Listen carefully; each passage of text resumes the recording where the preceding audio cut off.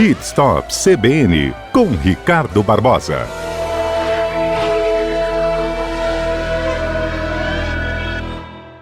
Rapaz, eu vou te falar uma coisa, eu adoro matemática, adoro geometria, eu adoro dirigir, entendeu? Agora, saber quando tem que fazer a geometria de direção do veículo, menino, explica isso. Misturou tudo aqui agora. Vamos passar um pouquinho dessa informação para os nossos ouvintes, que é muito importante. Vamos lá. Patrícia, você sabe que quando um carro ele é projetado, logo na sua criação, né, é necessário estabelecer um conjunto de regras que irão definir as medidas entre eixos, ângulos de inclinação e das rodas. Isso aí é normal, né? É que é chamado de geometria da suspensão. É mais conhecida, assim, no dito popular, como alinhamento de direção. E hoje nós vamos falar um pouquinho sobre isso. Geometria nada mais é do que alinhamento de direção. Alinhamento é mais fácil de entender, é mais fácil de saber, fica mais tranquilo. E com isso, é um serviço que precisa estar sempre em dia, né? E com isso você terá uma vida muito maior, não só da suspensão, como dos pneus do seu carro, né? Como também se torna uma direção segura. Carro puxando a direção, com a direção muito dura, é perigo na certa.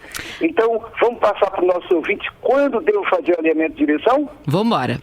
Então vamos lá. Quando a direção estiver pesada e o volante apresentar um endurecimento, isto é, e começar a puxar para um lado, seja ele para o direito, seja ele para a esquerda. Isso é necessário que você faça um serviço de alinhamento. Quando apresentar desgaste nos pneus, é outro componente aí que você pode estar olhando, os pneus do meu carro estão desgastando mais do lado direito, ou mais por dentro, ou mais por fora, né? A suspensão começa a dar problema, é hora de você também fazer um alinhamento.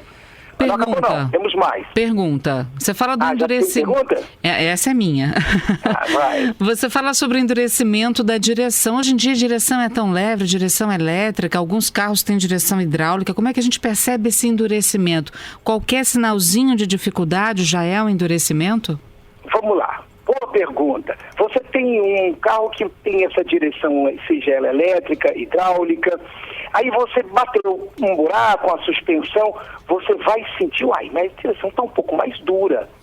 Você vai sentir porque às vezes a roda sai do seu alinhamento, ela sai da convergência e tal, de uma cambagem, aí automaticamente o carro começa a puxar. Então você bateu num buraco na roda direita e ela abriu um pouco mais. Automaticamente a esquerda está certinha e a direita, você olhando de frente, ela abriu. Ela saiu do seu alinhamento. Então, a direção, você vai sentir que vai ficar um pouco mais dura. É nesse sentido. Entendi. Não é? Então, vamos lá. Quando as rodas apresentarem dificuldade para voltar, por exemplo, você faz uma manobra, você faz uma... o volante por si só, você vê que ele volta para a posição zero, isto é, para a linha reta. Então, muitas vezes, você quando faz essa curva, uma curva pequena, às vezes ela não volta, a direção está pesada, precisa também fazer um alinhamento. Outra coisa também, sempre que for fazer um serviço na sua suspensão, tem que alinhar o carro. Então, hoje nós estamos falando sobre quando devo fazer o alinhamento. Outra coisa, quando houver uma colisão na roda, houve uma colisão, bateu na roda, ou você bateu com meio fio forte ali e machucou um pouco o pneu e tal, machucou a suspensão, nessa colisão deve ser feito também o alinhamento de direção. Pneu furou, precisei trocar o step. Faço alinhamento depois que eu destroco e boto ele de novo? Não. Não precisa? Não. Você furou, você foi lá na borracheira, ele tirou e tal, botou no lugar, não precisa. Você não perde o alinhamento. Né? De quanto em quanto tempo eu devo fazer esse alinhamento de direção? O alinhamento deve ser feito pelo fabricante em torno de 10 em 10 mil quilômetros. Você deve fazer o alinhamento de direção do seu carro. Então, com isso você vai manter, é claro que eles entendem bem, a pessoa que mexe e faz alinhamento, ele vai ver a convergência, a cambagem, o caster, a divergência, o ângulo do teu carro para você ver como é que ele está, para não desgastar o pneu. Instabilidade na marcha, na caixa de marcha também pode ser isso? Não, instabilidade na caixa de marcha não. basicamente é exatamente aí, a direção, puxando para a direita, para a esquerda, você vê que a direção está um pouco mais pesada, você vê uns desgastes maiores no pneu, tudo isso são coisas que de pronto você pode falar, olha, eu preciso alinhar o meu carro. Lembrando também que o pneu murcho, pneu vazio, ele também acaba pesando a direção, você fica com a direção um pouco mais pesada. Às vezes é um pneu que está vazio e você esqueceu de calibrar, ou ele está meio murcho porque ele está com prego, furou, alguma coisa assim. Então, também precisa ser visto, porque quanto mais você está rodando com esse pneu desalinhado, ou a suspensão desalinhada, perdão, você está gastando, consumindo o pneu, seja do lado direito ou do lado esquerdo. A gente vê muitas pessoas chegarem aqui, o pneu desgastou, Patrícia, só de um lado. Né? Então o problema na suspensão fez com que ele comesse só por dentro ou muitas vezes só por fora. Aí você acaba perdendo um pneu seminovo e ele gastou bastante, porque não houve atenção para o alinhamento. Beleza. Bom, vamos aos nossos ouvintes. Eduardo, explica melhor, porque o Eduardo perguntou, e quando apresenta instabilidade na marcha? Não tem a ver com a direção, né? Com essa questão do alinhamento? Não, instabilidade na marcha não, porque a marcha do carro está ligada à caixa de marcha. Né? Você sabia que ele estava falando alguma coisa sobre caixa de direção? Direção aí sim, teria alguma coisa a ver, mas caixa de marcha com alinhamento não. Então caixa de direção, já explica logo. Se for isso, a gente já responde. A caixa de direção tem tudo a ver com a suspensão. Ela precisa muitas vezes ser regulada para você ter ali, fazer a regulagem da cambagem e da convergência, você faz ali na caixa de direção. Então é necessário que o alinhador, o seu mecânico também cheque. Mas isso ele vai fazer tudo isso quando ele for alinhar a direção. Ele vai ver toda essa geometria, ver se a roda não está um pouco para frente ou um pouco para trás, ou se ela está negativa ou se ela está positiva. Tudo isso no alinhamento ele vai checar para você estar com a direção certinha em zero grau, para que esteja tudo nas conformidades como manda o fabricante. Onério está perguntando, e a cambagem? Eu faço com que frequência? A cambagem é o alinhamento vertical das rodas. Ela pode estar negativa ou positiva, né? Ela pode estar para dentro, se ela for negativa, e se ela for positiva, ela está para fora. Então, é um alinhamento vertical das rodas. Isso é mais difícil. É Homero, né? Onério, isso. É mais difícil acontecer. Muitas vezes quando tem uma colisão, ou você pegou no meio fio, alguma coisa assim, aí é necessário que seja feito. Mas isso é só quando mesmo vai apresentar algum problema. Mas lembrando, de 10 em 10 mil quilômetros, quando você for fazer o alinhamento que é mais comum, o seu mecânico deve já ajustar, caso necessário. O Wagner está aqui com a gente, ele faz até um desabafo também, viu? Eu compartilho, viu, Wagner? Ele diz o seguinte: o pavimento das ruas da cidade é tão irregular, é boca de lobo, desalinhamento de pista, frestas de ponte, de avenidas, e ele tem a impressão que quando você tira o carro da oficina, quando acabou de fazer o alinhamento, quando você sai na rua já perdeu tudo de novo. Wagner, eu também tenho essa impressão. Às vezes a gente cai no buraco e puxa, perdi meu alinhamento. Não é bem assim não. Não é bem assim não, Wagner. Você pode andar tranquilo, é só uma batida mais forte, onde realmente se você cair num buraco, aquele buraco forte, você fala, opa!